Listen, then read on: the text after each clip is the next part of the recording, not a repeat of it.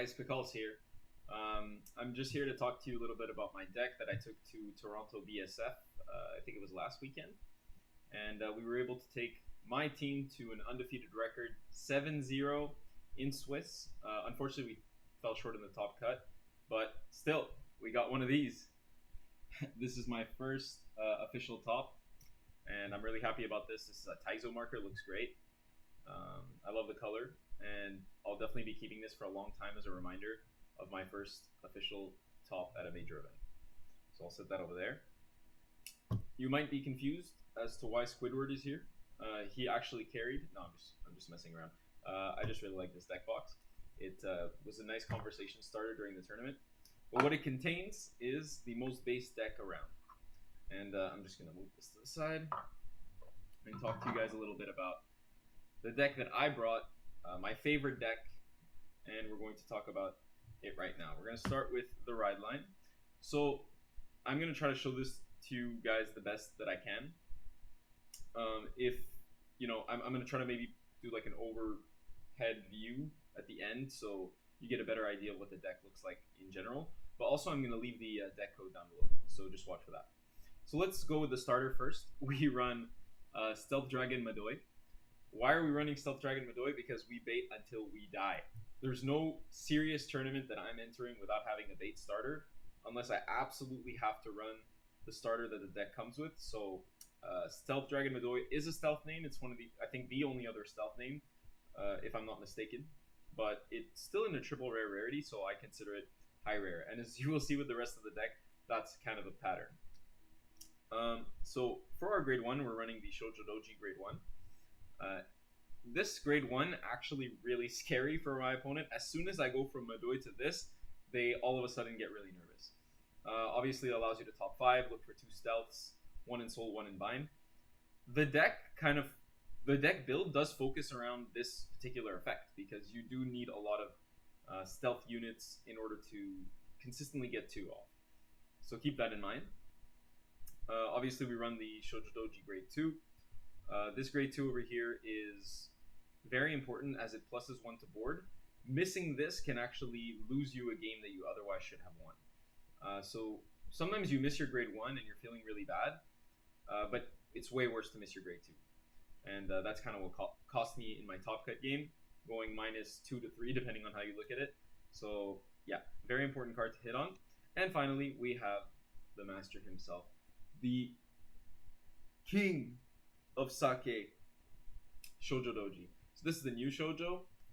There is no CB on this card. There is no Energy Blast on this card.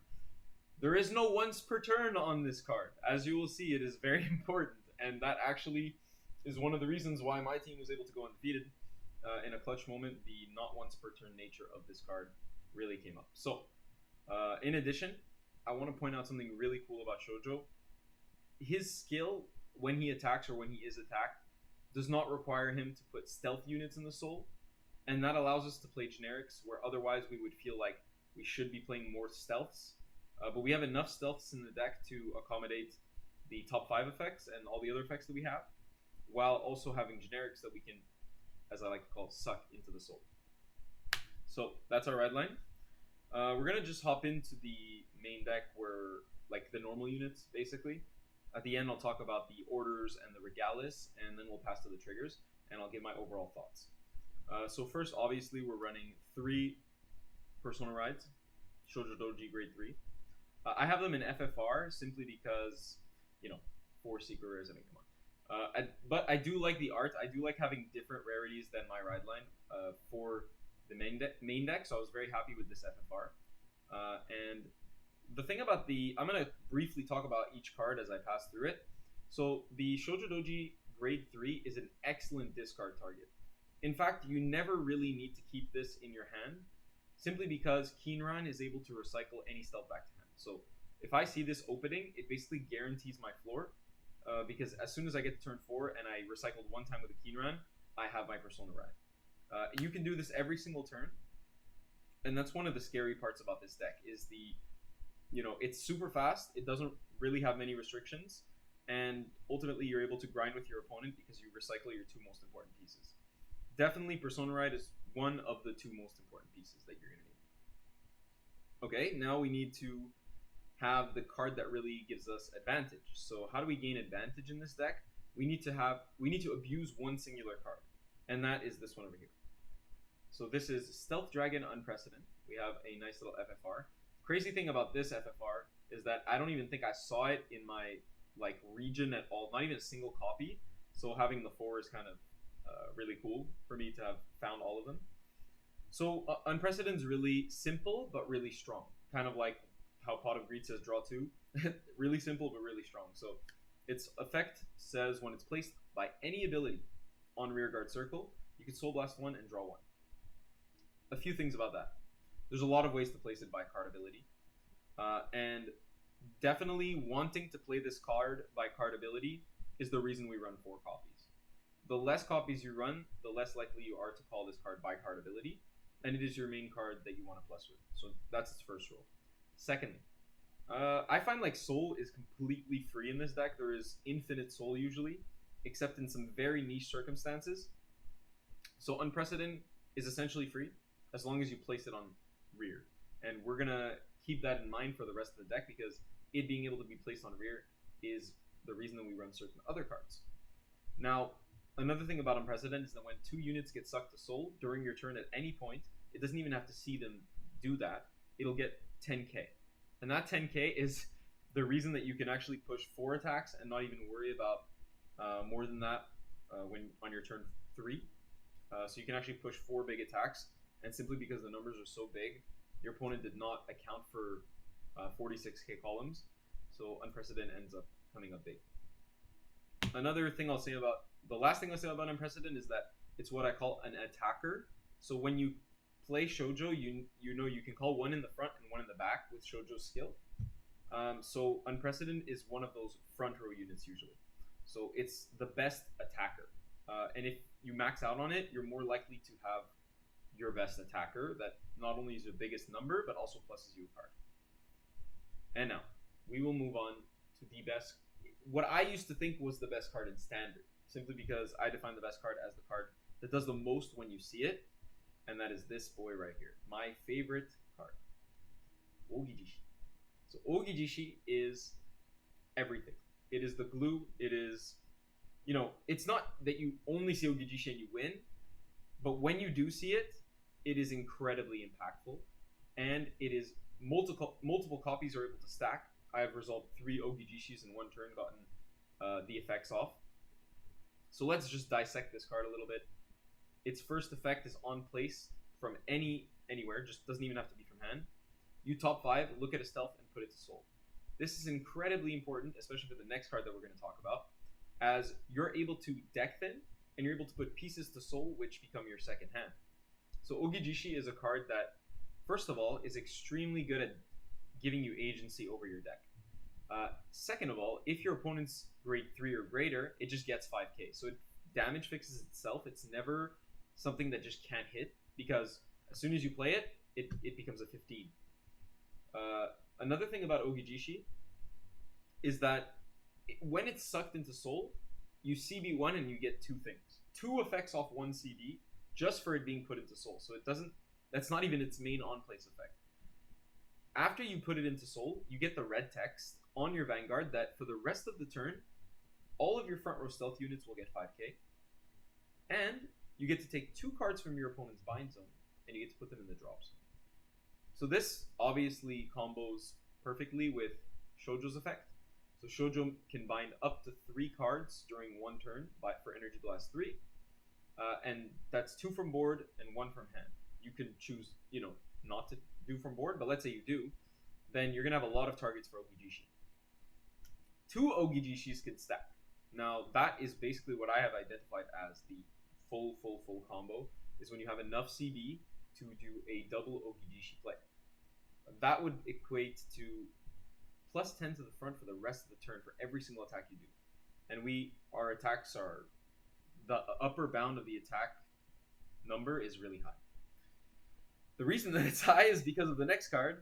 And yes, OUGIJISHI, we're going to talk about it later during the end board discussion. But the next card is what allows us to multi-attack more than 4 times.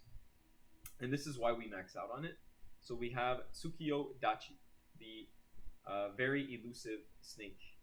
And basically what we do with Tsukiyodachi is that we have learned to be very disciplined with its use, because sometimes CB1 to take 15k shield out of your opponent's hand is simply not worth it. However, when you're on a Persona right turn, the value increases a lot. And secondly, sometimes I play Tsukiyodachi as if it does not have the CB1 and call it from bind effect. Simply because I have much better uses for that CB. I can either plus off it, or I can use OUGIJISHI multiple times. So this CB ends up, or basically I want to threaten my opponent and tell them you can't damage 90, so I have 1 damage. And I just don't do that last multi. Nor do I want to leave my Tsukiyo on the board vulnerable for it to be popped. So a lot of the time Tsukiyo is not used for the CB1 and call effect. What it's most used for is the soul charge effect. Now that sounds a little crazy, but at certain levels of Shojo, when you get to like, I think more advanced lines, you realize that hitting this means potentially thinning 2 cards from your deck. It can, like, let's say you top 5 and you whiff an unprecedented because you really wanted an unprecedented, then Tsukiyo gives you that extra chance to soul charge something. Because if you take 1 Tsukiyo and put it into soul, and then you bind it and you soul charge 1, a few things could happen. You can either get another Tsukiyo or an unprecedented, so that's a bunch of different targets, and the Tsukiyo can soul charge you another card, or you can get a different piece that you really like. So ultimately, Tsukiyo is a very, very good extender. It's not a very good starter, but it's an extremely good extender if you guys want to look at it from that perspective. But on the actual, like, if you're trying to push, like even sometimes on turn 3 going first, Tsukiyo is what enables you to do 6 attacks very easily. And that is also enabled by the way that you set up your board. And that's what I want to show you guys today. The next card is going to be limited to 1. It is Izasao. So Izasao is going to be bumped to 2, and we're going to be bumping it to 2 on the new version of the list that is simply going to swap 1 extra card for it. Izasao over here is able to CB1 top 5, look for a stealth, put it to hand. This includes the PGs, as long as they have stealth in their name. So you're going to see that our PGs are pretty stealthy. And Izasao's other effect is to, when it gets sucked, you can give 5k to your van and bottom deck a card. So that's kind of why it got limited to 1, because they didn't want you to bottom deck too much. But they found that it's kind of fair for us to get another copy, so that's great. I didn't use this all the time simply because I already had a good front row, or I already plussed enough off of other effects so that I didn't feel like I wanted to risk calling Izasao and just swing me into it and then I get damage denied. So sometimes I would actually not use this the whole game even though I had it. However, it's an extremely good option. It can unbrick you like crazy, and it is, other than unprecedented, your only other really plussing top 5 option off your Shojo grade 2. So Izasao at 1, no brainer. It's going to be a 2 very shortly, and it's already at 2. The next card is a new card that was not in the deck when I went to BCS Pasadena. Now Pasadena was really great. I had a great time, but the problem is I wasn't running as many defensive options, and I wasn't running this because it wasn't out.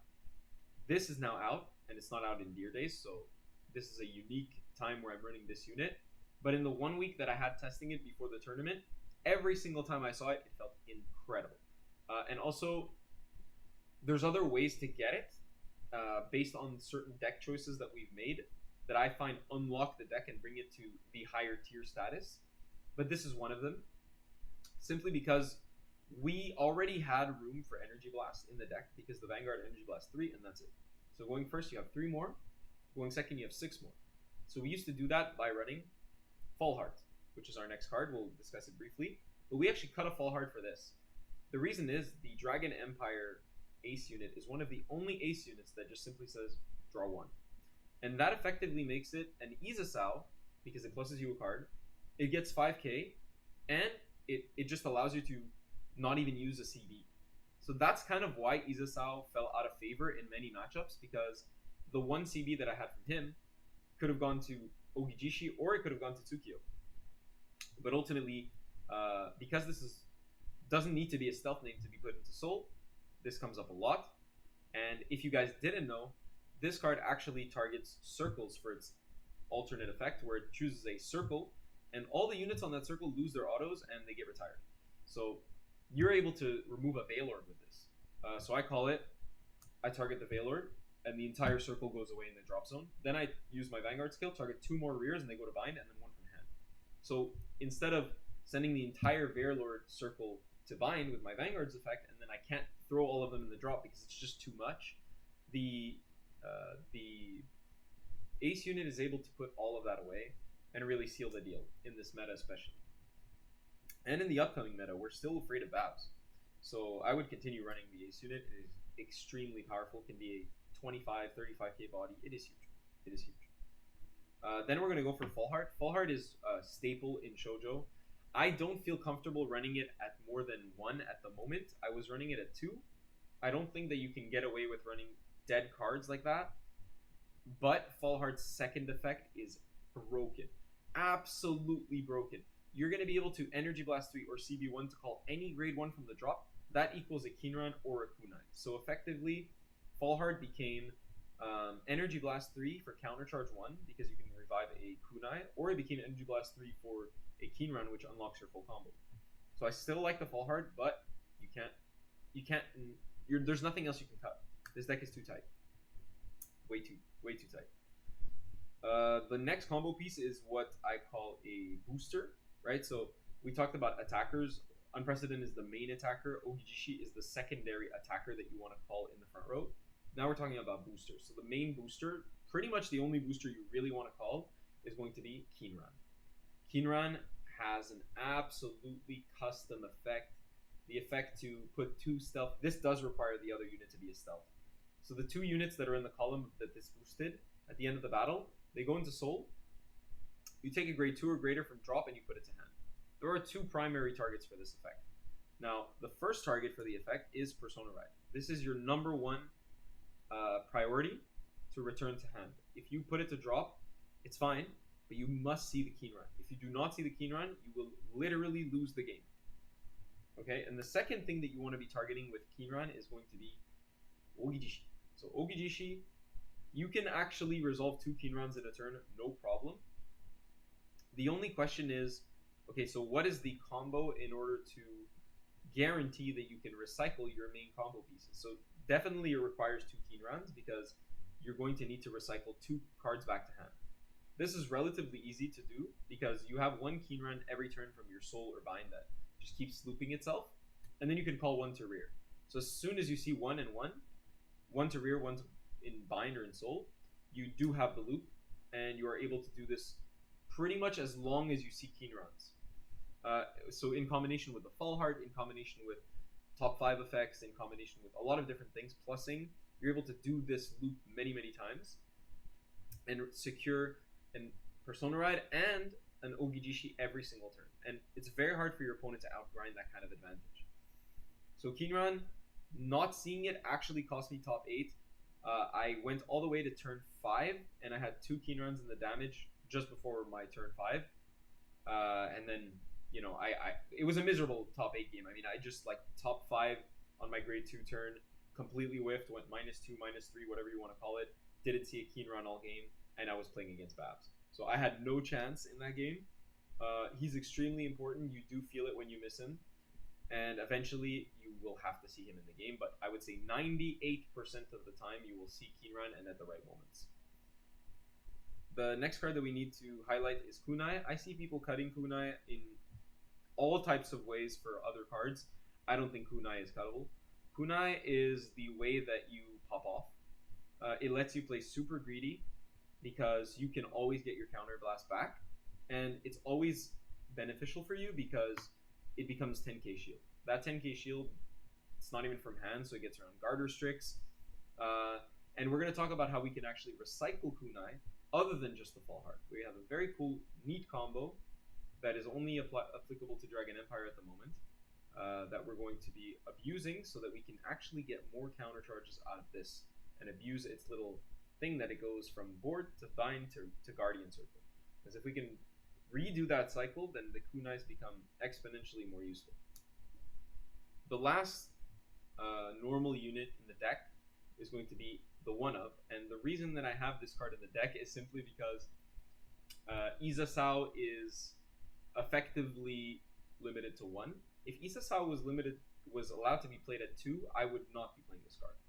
Probably not. However, this card really came up clutch. So this is Kagechika. Kagechika allows your deck to be, again, played more greedy.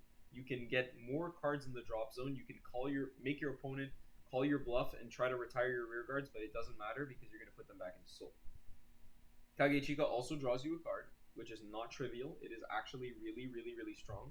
The fact that it draws you one, because if you call an Unprecedented and a Kagechika, that's still +2 off your Vanguard skill. Even though Unprecedented and Kinran is also +2, I think that the fact that Kagechika just does it by itself, and being able to just put an Unprecedented from drop into soul is everything.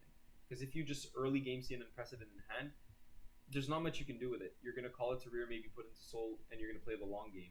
Or you can just open Unprecedented Kagechika, as it happened to me a couple times during the tournament, ditch the Unprecedented, call the Kagechika skill, put the Unprecedented into soul, we're gaming. We're literally there.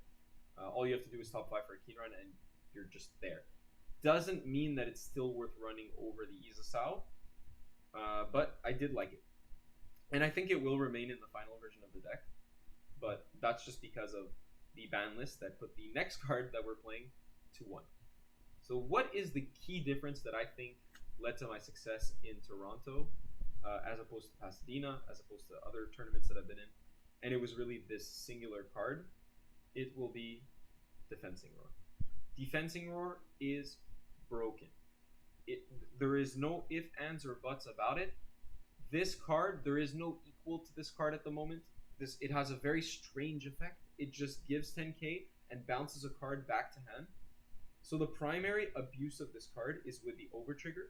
So if you're able to guard, and obviously I'm going to spoil the OT because you know what OT I'm playing. Let's say you have the overtrigger in hand. Usually this is a minus because it's really powerful to just have it in the deck. Either you drive check it or you damage check it. It's a huge tempo swing.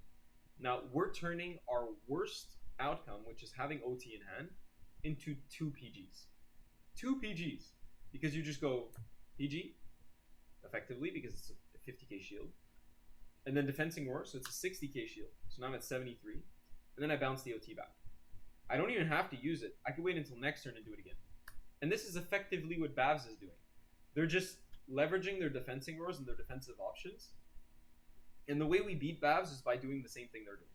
Except we're super explosive as well. We have different kind of like layers of explosiveness and shield and all that. But we do have the ability to also play this game where, oh, you want to play the longer game? No problem. I have a bunch of PGs and I can Defensing Roar OT all day.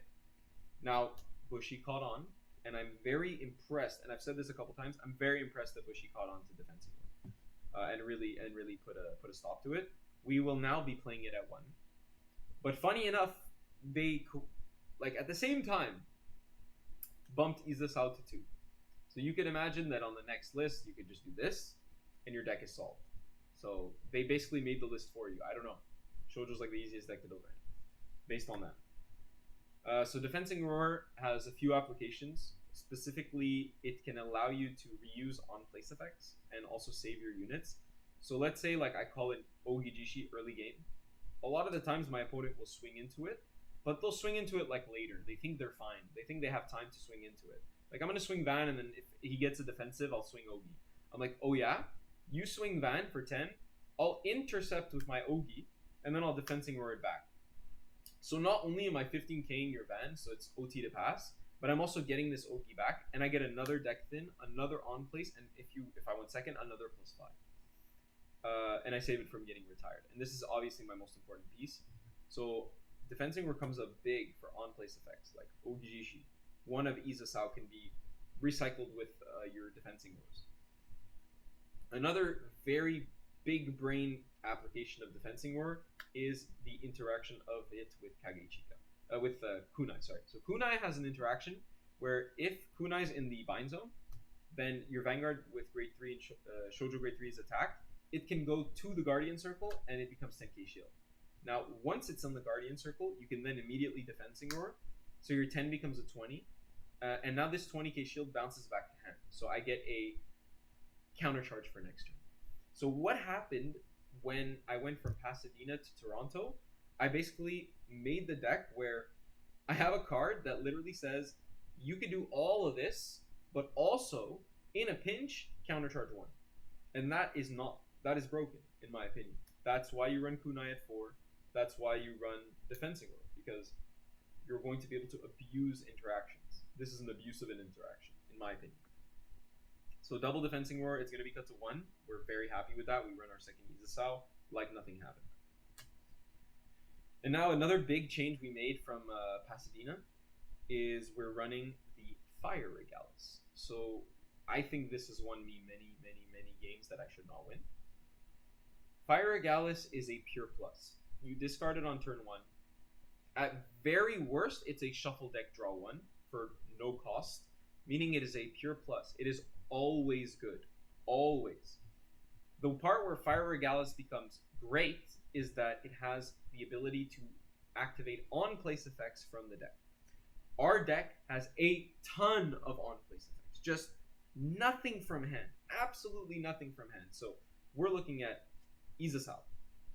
We're looking at OUGIJISHI, obviously. We're looking at Ace Unit. We're looking at Fallheart. And last but not least, what everybody picks up my card and reads it, we're looking at Unprecedented. Because Unprecedented, when placed by an ability, including Fire Regalis, Soul Blast 1, draw 1. So Fire Regalis goes from a pure +1, which means that you would have discarded it and got a body on the board, which is a pure plus, to now a pure +2, because the card that you're calling itself will plus you a card. And that would not be possible if Unprecedented wasn't worded the way that it was, and if the deck wasn't, if all these things didn't interact the way that they do. For that reason, and the ability to find OUGIJISHI or Kinran or any piece you need in a pinch, Fire Regalis is the obvious Regalis of choice. And playing a Regalis piece that is not a Blitz order allows you to play increasing number of other Blitz orders, like Defensing Roar. So as opposed to other Shojo lists that run things like Twin Cast, we're actually running things like Defensing Roar so that we're able to have better defensive options, which is what costs us many games, is not having those defensive options. And that's it for the non-trigger units and the PGs, obviously. We're running 4 Sukos, which is just the high rarity stealth PGs. These over here are beautiful. First of all, like look at this gorgeous card. Like, as soon as I saw these, I was like, I'm playing these in every Dragon Empire deck ever. The reason I don't run Sanctitude is for 2 reasons. Izasao is legal, so that means you can top 5 for any unit, stealth unit, including these PGs. And Izasao for PG is one of the most busted things. And now that Izasao is going to be at 2, even more reason to run 4. I get the Elementaria idea, but one of the other interactions that you need to keep in mind with this PG is that you need the PG in Soul so that you can bind it, and then once you bind it, you can get around Blagmire, you can get around Luard, you can get all these guard restricts that you think are detrimental to you that Sanctitude could stop. Shojo's skill can also stop it. Therefore, these are just 4 different copies of Sanctitude. And the fact that they don't discard when you're at super low hand size is really relevant, because if you live on this and a Persona Red copy, you might win the game just because you Persona Red and you didn't have to discard. So I think that PG is extremely nice at 4. We're running Drag Vita. Drag Vita is obvious in this deck. I mean, you're looking at a deck where the Vanguard skill is just simply not once per turn. So in my first game against my good friend, extremely talented player, like he definitely, I think he deserved that win. I basically came up on turn 3 going second, did my full combo, did my double OUGIJISHI play, and then I just checked Drag Vita first drive check, and then everything changed. Everything changed because now I had 100 million Van, passed the 2 to pass, and I was able to call again from the bind zone. So I absorbed 2 rear guards, and then I called 2 more rear guards, and that was enough. And I think it was enough from like 15k shield or something.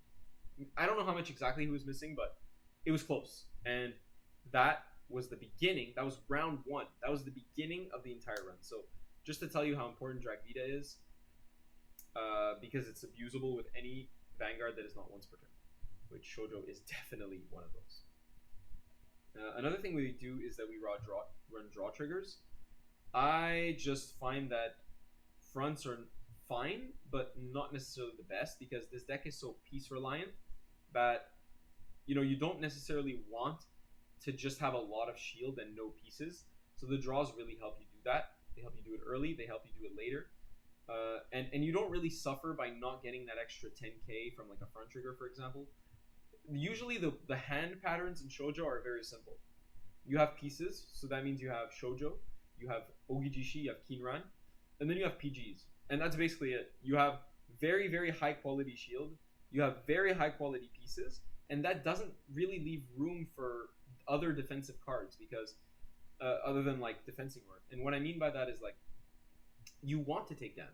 Your opponent doesn't want to give you damage. So because of that dynamic that they don't want to give you damage, but you want to take damage, you actually don't need as much shield as you think. You can get away with just PGing from bind and having a lot of PGs in hand. For example, in my final round, I actually played against the Bat, and I finished the game with 4 PGs and OT and defensing roar. So in no universe did I need a front for that. That's my argument. So yeah, 3 draws. We're running also 4 of the hardest crit to find ever, which is Pachiri. We do have the full art Pachiris. I put them in every single deck because they're Cray Elementals. They are just necessary. We do run 8 crits in this deck. You need to be able to push crits because your numbers are super big at the end. So, and that's where your Vanguard usually swings. It like swings, and then the next attack is like 46, 56 with the trigger to critical. It's big. The next thing we have to do is we have to run stealth triggers for the rest, because OUGIJISHI can actually put stealth triggers in the soul. The one thing that would be useful for is, like, if you're in a really tough grind game and you have 2 soul left and you need a soul right now, you need to be able to soul charge stealths. That's why you also run your grade 0 as a stealth unit. So we run 4 of the stealth crits, and we're also running 4 of the stealth heals. So not much to say about these. We run 8 crits, we run 4 heals, we run 3 draws, and drag Vita. So that's the deck. I think that it's perfect. I love it so much. It's definitely my most favorite deck that I've ever played in my life. The deck that has carried me to top rank in Deer Days. It's the deck that I feel like as soon as I get on my personal turn, then like 80% of the players I play against are going to lose the game. So there's not much I can say other than that, like, it's a very, if played perfectly, if you know the line you're going for, and there is a specific line, which I will show you now, then there's nothing really stopping you from, you know, killing your opponent. And it's not really, they don't have much agency over it. So it's kind of like that, where if they get all the pieces, you're dead. Kind of like that with Shojo, except that implies that there's really, like, we have to high roll when we're not really doing that. So let me explain very quickly what we're looking at in terms of the low roll, which is what I like to do with Shojo very often. My opponent does not expect big numbers like that. So everything revolves around Unprecedented. Unprecedented is able to generate these really big numbers and draw you cards. So we do want an Unprecedented in the bind zone. Keep that in mind. That's one of the targets, 1 out of 2. The second target we want in the bind zone is Kinran. So Kinran, as long as Kinran and Unprecedented are in the bind zone, you have your attacker and you have your booster, you're all set. Next, you want to have some units to play. I'm going to show you the bare bones of what you need, because I think that it actually does come up a lot. So the bare bones of what you need would be the ride line. The ride line is able to call itself out. So let's say you were able to, I don't know, have a Unprecedented from the first turn, and then the Kinran you put it to bind from soul, and then the ride line you also put to bind from soul. So you're able to potentially call out both units from the ride line and make yourself a board. So you'll have the grade 2 and the grade 1 boosted. So far, we haven't committed a single card. We have our attacker, and we have our booster, and we have our ride line out on the board. No cards committed. That's incredible already. Next, we do want to see OUGIJISHI at this point. We do definitely want 1 Ogi. Even in a low commitment board state, we do want an Ogi. And for extremely advanced Shojo gameplay, and I'm talking about really advanced, always Kunai behind Van. Kunai behind Van is the single most underrated way of doing things, because you don't want Kunai behind rear here. Kunai behind rear means you can't absorb the column, and sometimes you need to absorb the column it means you can't necessarily like call out here. So it's actually not necessarily beneficial to call kunai behind the rear guard. I love kunai behind the van. This is starting turn 2, kunai behind the van. So kunai behind the van, you have multiple options here. Ideally, if you're just goated with the sauce, you have another Kinran right here in back of OUGIJISHI. And if you have this exact setup, that's great. You can play on literally 1 CB. So I'm going to give myself 1 CB. And I know you can't perfectly see the board here. I'm going to describe what I have. I have, of course, Vanguard, Shojodoji grade 3. In back of the Vanguard, I have a kunai. I have the ride line here as one of my columns. So that's basically just a free column. And then I have always, and this is really like, this is the #1 mistake Shojodoji players do when they start, is they don't put these cards in the same column. You must, these two, they are supposed to be glued together. Always, always, always in the same column. So OUGIJISHI boosted by Kinran. Now, with a singular CB, we can do a lot here. If we boost the Kinran with the to the OUGIJISHI, this is an 18k column and we swing at the van. We then absorb these two. They go into the soul. We're able to usually revive a Persona Ride back to hand, to our hand. And after that, OUGIJISHI skill activates. So OUGIJISHI skill simply states that we want to counterblast 1, and we want to put, so I'll CB 1 right now. We can choose 2 of our opponent's cards in the bind and put it to the drop zone. After that, for the rest of the turn, the front row gets 5. That allows this column to hit over a defensive. This 18k becomes a 23k column. Very simple, that's all we have to do. We swing 18, proc Kinran, proc Ogi. Then we'll swing for a nice little 23. Super simple, like nothing complicated so far. This 23 hits over defensive, so we don't mind our opponent getting a defensive. Now, there's a few things you could do here. So you swing here, you want to absorb the ride line, and then you want to simply call Unprecedented boosted by Kinran. So this would be the cards called your attacker and your booster. These are your main attacker and your main booster. We're going to call them in the same column. Now you have an option here. Sometimes I like to bait my opponent. I think you should be using kunai every single opportunity, every single turn, because you can only do the counter charge once per turn. So in this case, sometimes I do use kunai. I'll counter charge 1.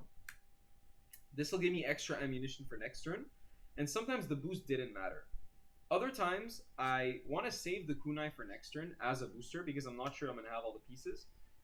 And I don't really want to get rid of this because my opponent, let's say, hit a defensive. So this 26k is huge for my opponent. Let's say I don't do it, right? All I have to do here is proc Unprecedented skill. So Unprecedented, like we said, on place, Soul Blast 1, draw 1. What are we going to Soul Blast? Well, we already returned the Persona Ride back to hand with the first Kinran. What we're going to do now is we're going to Soul Blast the OUGIJISHI.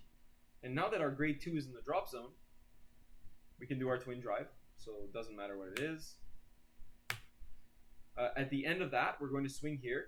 And I'll explain the number really quickly. So this is going to be 13.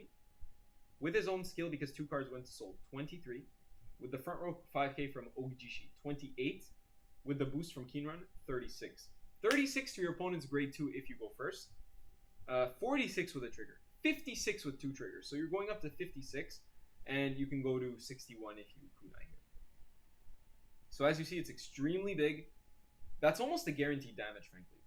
And you might have a crit on that thing, because we're deck thinning a lot with Shojo. And that's kind of like where Shojo really becomes valuable, is when you deck thin a lot. So at the end of the battle, you use Kinran to put this to soul, and you return OUGIJISHI to hand. What did this accomplish? So number 1, it only costed 1 CB. That was nothing. And we could have actually CC'd that if we wanted to. Number 2, OUGIJISHI was incredibly important for that turn because it helped everything hit over defensive. So you do need to see it. There's no skipping on OUGIJISHI. Number 3, we actually have a very tight soul right now. We have both our attacker, Unprecedented, and our booster, Kinran, both still in the soul, ready for next turn to be bound. So we have follow-up, and then we have Persona Ride and Ogi in hand. This is all you need. You don't need any Tsukiyodachi plays. You don't need any fancy stuff. You don't need nothing. This is enough. So that's the basic combo. 1 CB. It allows you to play super low to the ground. It doesn't require a lot of commitment.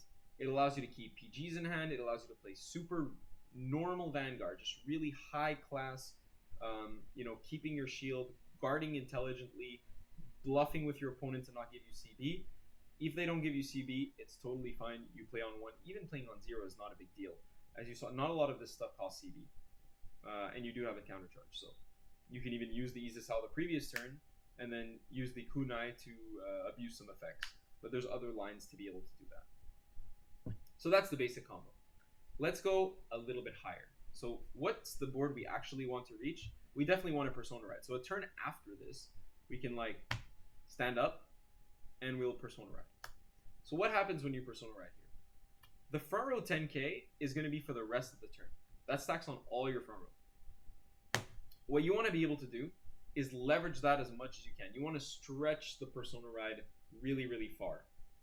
How do we do that? Well, we need damage. We need damage because every CB is a Tsukio attack. So we're just going to lay down some damage here.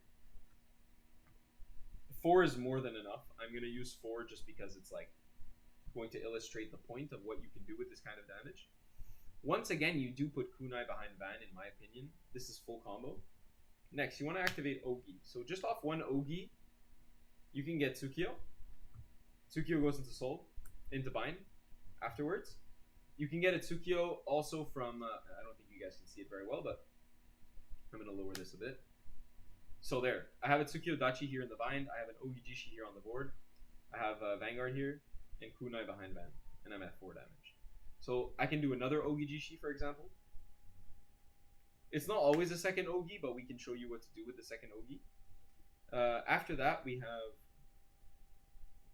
Kinran behind one of the Ogis. And honestly, like to be fully honest, I want to, there's like, you can technically put anything here and it could go like higher because it could be a kunai. But for all intents and purposes, it's efficient for you to use the ride line here. So let's say the ride line is in the bind zone because you want to bind the ride line, Unprecedented, and Kinran. Then this is all you need. And this is not much more than what you had before. You just call 2 Ogis. For sure one of these Ogis is hitting a Shojodoji. For sure. Like, you have 4 in the deck. You're going to have a Shojodoji in bind at this point. You didn't even need to use it last turn, so it's super safe. Next, you're going to Soul Blast 1. Always in this state of the game, unless you have another copy in the drop zone, you Soul Blast Persona Ride. You must recycle it, right? So this is how you get your loop going. You're going to Soul Blast your Persona Ride when you call out your ride line, and you're going to Soul Blast the OUGIJISHI when you call out your Unprecedented. So that's kind of the flow that you need to keep in mind. So I'm going to call the thing over here.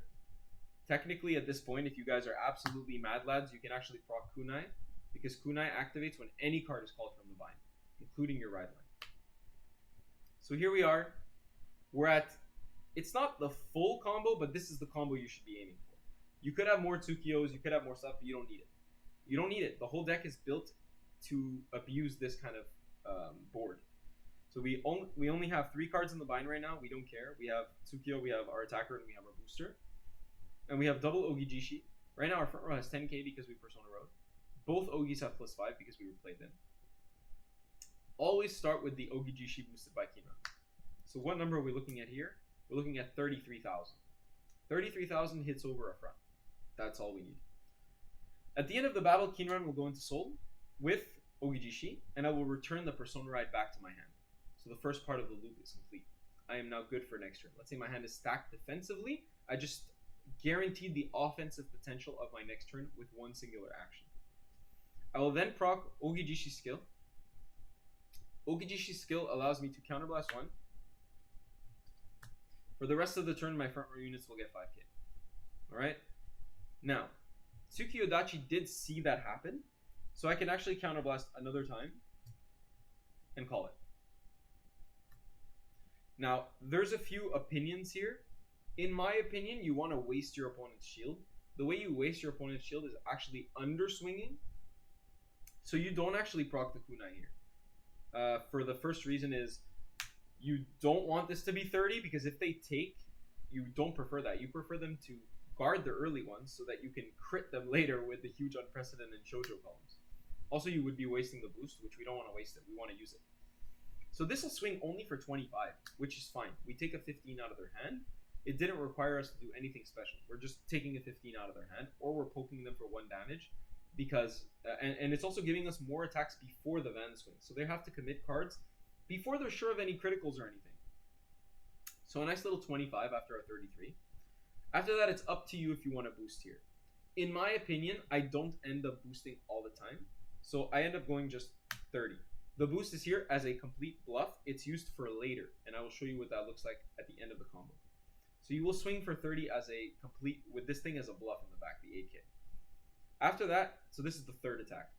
After that, you will swing Van, boost it of course. You will then absorb both of the rear guards, and you will call the other two rear guards from the bind. Now, I think there's about 4 effects on standby right now, so we're going to proc them one at a time. I think it's best to start with Shojodoji because you will put itself to bind, and then we're going to take a card from the top of the deck and put it to soul. It can be anything. I'll just put this. Next, we're going to activate Unprecedent's effect. We're going to Soul Blast specifically the OUGIJISHI, and it has to be the OUGIJISHI, unless you have another copy in the drop, so that you can recycle it. And then we draw 1 card. So I'm going to draw another card. Unprecedented now gets 10k because 2 cards went into soul this turn. Next, I'm going to not activate Kunai because Kunai is optional. And then I'm going to activate the OUGIJISHI that I put into soul just now. So I'm able to counterblast 1. And then I get plus 5 to the front row again. So it's double Persona Ride that just activated because I have Persona Ride active and I have 2 OUGIJISHIs active. I can now put up to a total of 4 cards from the bind to drop during my turn. And that's it. You just swing. This is going to be 13 by itself, 23 with Persona Ride, 33 from the double OUGIJISHI, 41 with the Kunai. So 41k twin. Very often there's a crit here. Let's assume 1 critical just for the lulz. So critical trigger, power to crit van or crit rear, power to rear. And now let's check the number on this rear. So we're talking about 13 from its self, 23 from its own skill, 33 from Persona Ride, 43 from double OUGIJISHI, 51 from the Keen Run, 61 from the trigger. Do you see where these numbers are going? I mean, nobody is talking about Shojo as the big heavy tank throwing 61k columns, but that's what it's able to do. We're able to throw 61k columns. And the problem with this, and the reason that we sneak wins so many times, is that it's not over. The turn's not done. All we have to do is activate Keen Run here to put the Unprecedented and the Keen Run into soul.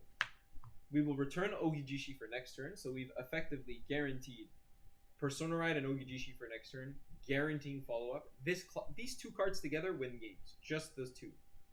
And we then activate Tsukiyo, called Tsukiyo, in the same column as the bluffed 8k booster that we had before. Then we activate Kunai. We're able to countercharge 1 and get 5k. And then this guy over here is 10, 23 with Persona Ride. 10, 20 with Persona Ride, 30 with double OUGIJISHI, 35 with the Kunai, 43 with the boost. Now you're telling me that Tsukiyodachi's 43k, since when? Since this ordering and this combo, you have to do everything exactly this way, and you're able to do the exact same thing next turn, because frankly, you just recycled the 2 most important pieces, so you have to adapt your combo very little depending on what you actually see. But that's it. You're able to do 6 attacks. The more Tsukiyos you have, if I had another Tsukiyo here, I could do another attack. I could do 7 attacks, no problem. So it's up to you how far you want to go. But keep in mind that this exact version of the deck was built to play on as low a damage as possible, to pop off and punish your opponent if they even think of giving you damage. And frankly, there are a ton of games that I won just because I went first. I started my grade 3 turn and I killed them on grade 3, going first, because they're on a 10k base. OUGIJISHI plus Tsukiyo is 15k. That's a magic number. So it's just the game mechanics say if you don't get defensives, if I go first on my first grade 3 turn and I full combo you, you will die. And if you do not die, I will do the same thing with Persona Ride next turn. Yeah, so basically think of Shojo as one of the most annoying removal decks in the game. Remove from board and remove from hand every single turn. And when I tell my opponent remove from hand, they're like, remove from hand? Yes, remove from hand. Plus, just an incredible ceiling of number of attacks, scalability with OUGIJISHI, ability to defensing or over trigger, ability to PG from the bind zone, guard from the bind zone, suck rears during the battle phase. I mean, this deck is completely underestimated. No hate on Solon, but he said it's a bullshit high roll deck. Yeah, if you play it like a bullshit high roll deck. But you'll never bring that kind of deck to the top ranks of Deer Days and to an undefeated record at a BSF. So I think it's important to like reevaluate it, looking at this list, to be able to understand like how deep the lines go. And yeah, there's like I can quickly comment on my matchups. I had the friendly fire in round 1. That was against a good friend of mine who's extremely good at the game. Like I said, I don't think I should have won that game, but to be fair, like it was pretty much a coin flip, and his deck was Virgilla. It was extremely strong, so I started breaking. I realized like on my triggers and my heals, like I realized the game wasn't going my way. Though Dragvita is a real card, and I checked Dragvita and I locked in at that moment, and I said you have to win this, because on my teammate side, one person won and one person lost, so it was a really decisive game. In fact, in that game, I have an anecdote of like he goes Virgilla grade 2, swings like I think it was 18k with a critical, and I just dropped a 15 for 1 to pass, and I said, if you got it, you got it, bro. Like I'm already behind. Like the game's already looking bad, like based on my hand, based on the things that are out, based on the things that are going well for him, the fact that he won the die roll. So I was like, you know what? If I'm already like behind like 2 points of advantage or whatever you want to quantify it, I'm just gonna go for a 1 to pass and try to get ahead again. And it actually paid off because I didn't die and I was able to clap back with a Dragvita. So that was a strange start. After that, we started winning games pretty nicely, all of us. We did get another friendly fire. Sometimes I was able to kill on turn 3 going first. The first time it got really difficult was against a Resile player. Shout out, you probably know who you are if you're watching this video. I would say that's the only game where like, other than the first one where like I could have seriously lost that game. However, we will never know because we got towards the end of the game. This man was playing Resile with like, he activated like 6 dogs. He had like a 15 card hand. Though Shojo can eat 12 cards out of your hand in 1 turn, he was able to deal the 6 damage to me. Well, first of all, both my teammates won, right? So this game was over. Like they told us that they won, and I'm like, oh, okay. So the game's over. You probably won anyways, so let me just take the damage. I take the damage. It's defensive OT. I'm like, okay, like, so then I probably would have clapped back with Persona Ride turn in 1. So I won't say that I lost the game. I'll say that I respect my opponent for really playing well, and in 90% of the time, like he probably would have won that game. So I respect him a lot for how he played. However, if we played it out, I think that I take that game just because defensive OT and I have Persona Ride double OUGIJISHI next turn. Like but there's no way of knowing. So I just wasn't defeated. The only other game, I mean, I did already talk about the bat game that I did at the end, where I ended with 4 PGs defensing or OT. But the most important game that I had was definitely against one of like the world's participant players. I believe his name is Henry. Really, I've been seeing this player for years. Very tight game, but that probably pushed me to my limit in terms of how fast I could play with time running thin, and how I can execute my plays against a really highly qualified player who just absolutely blew my mind with the intro. This guy goes grade 1, drive check Valnut, reads his hand, calls Gabuelius, then activates Gabuelius. I was like, I'm cooked. I'm cooked. But it actually worked out in the end. So yeah, basically we had an undefeated run in Swiss. I personally was undefeated in Swiss, so I went 7-0 with Shojodoji. However, caveats of the first game against my friend where I Dragvita'd, and the other game where we didn't finish. But I still didn't lose. So that's the list that I brought. It's my first top. It allowed me to secure my prize over here, my energy generator.